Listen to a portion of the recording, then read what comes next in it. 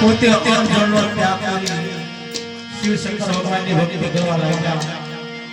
કેટલું તપ કરવા લાગ્યા કે તેના તપો બળથી ઇન્દ્ર રાજાનો આખો ઇન્દ્રાસન દોડો માંડ્યો. કેટલું ઇન્દ્રાસન દોડો માંડ્યો કે ઇન્દ્ર રાજા પોતે ઇન્દ્રાસન માથે બેસી શકતા. ત્યારે મૃત્યુ લોકની અંદર દ્રષ્ટિ કરી જોવે છે તો ભક્ત તપસ્યા કર્યા છે. ત્યારે ઇન્દ્ર રાજા એ ભક્ત માથે કેવો મહા ક્રોધ કરીને શું કહે છે?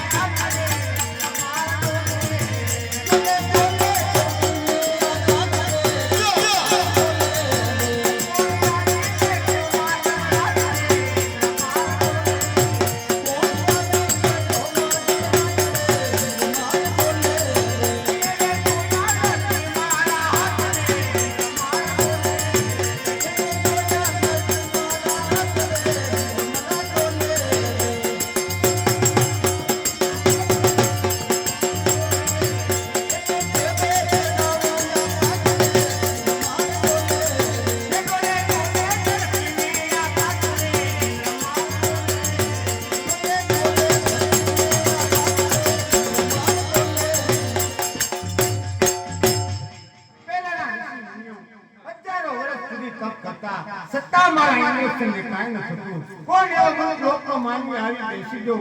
મારું આખું ઇન્દ્રસન ઢોળાઈ રહ્યો છે. શું મારું ઇન્દ્રસન લઈ લેવા માટે આવ્યો છે? ચાલ તેમના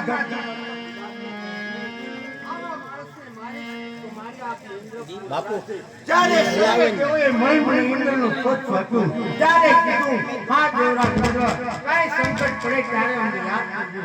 ચાલ અત્યારે હું સંકટમાં છું તો યાદ કરું. કોણ કે મારથી મોટા પ્રભુદેવ તેમને બોલાવો.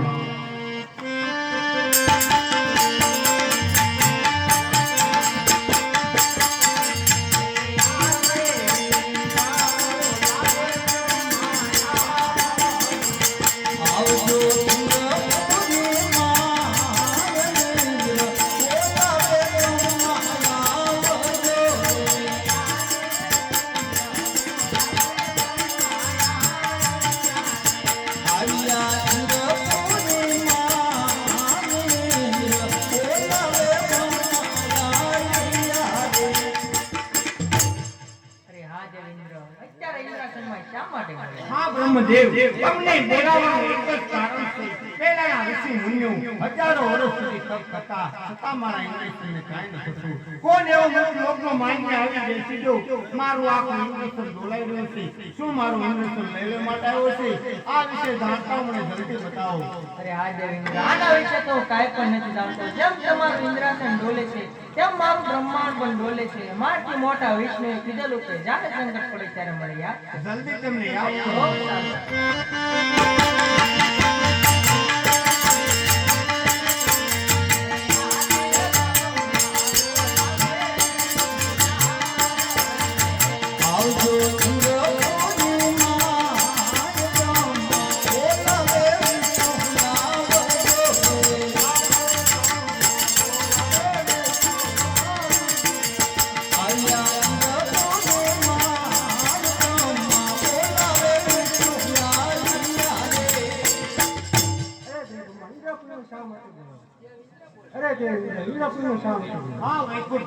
તમને બોલાવવાનું એક જ કારણ છે.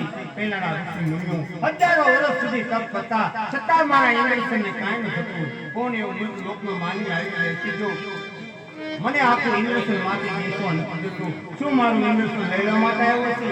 આ વિશે જાણતા હો ને વૈકુંઠ પતિ મને જલ્દી બતાવો.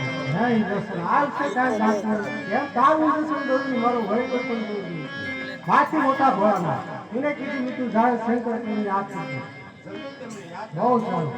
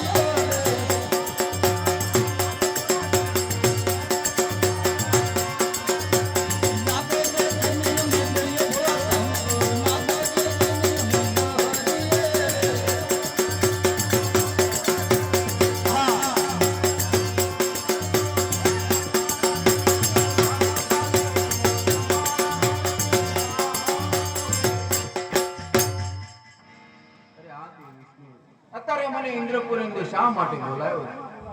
આ દેવ બ્રહ્મા અત્યારે મને ઇન્દ્રપુર અંદર શા માટે બોલાયો છે? આ દેવનો રાજા ઇન્દ્ર આજ તારી ઇન્દ્રપુર અંદર મારું શું કામ જોયું? મહાદેવ મહાદેવ તમને બોલાવવાનું એક જ કારણ છે. પહેલાના ઋષિ મુનિઓ હજારો વર્ષ સુધી તપ કરતા છતાં મારા ઇન્દ્રસનને કાંઈ ન થતું.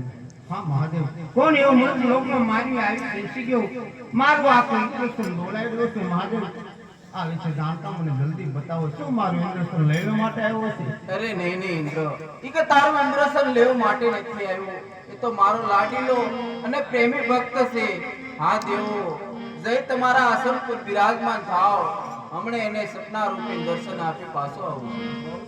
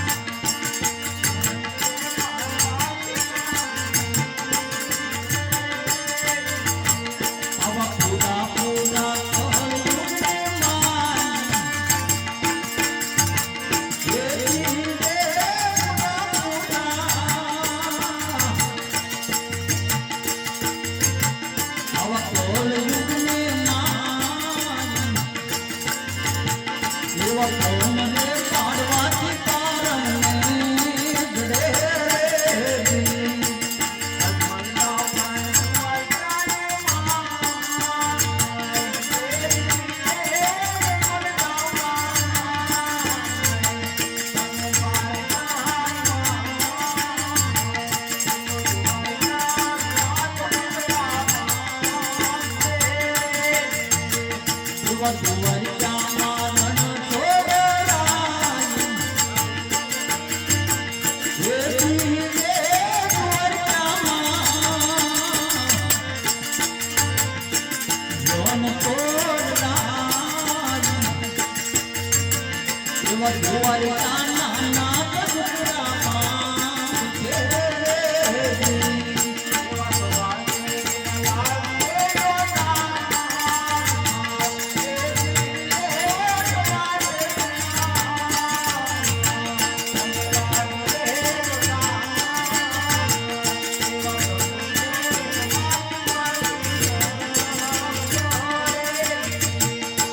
સાથે લેજો ગંગા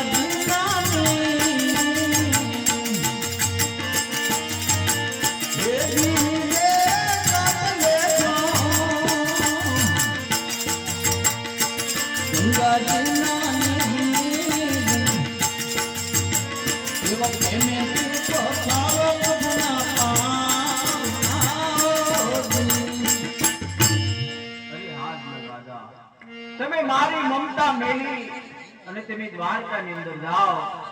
દ્વારકાનો નાથ જરૂર તમારા દુઃખ ભાંગશે. કારણ કે દેવ બ્રહ્માએ કીધેલું હતું આ શંકર કોઈનો પુત્ર થયો નથી અને થશે પણ નહીં. માટે હે અજમલ રાજા, તમે દ્વારકાની અંદર જાઓ. દ્વારકાનો નાથ જરૂર તમારા દુઃખ ભાંગશે.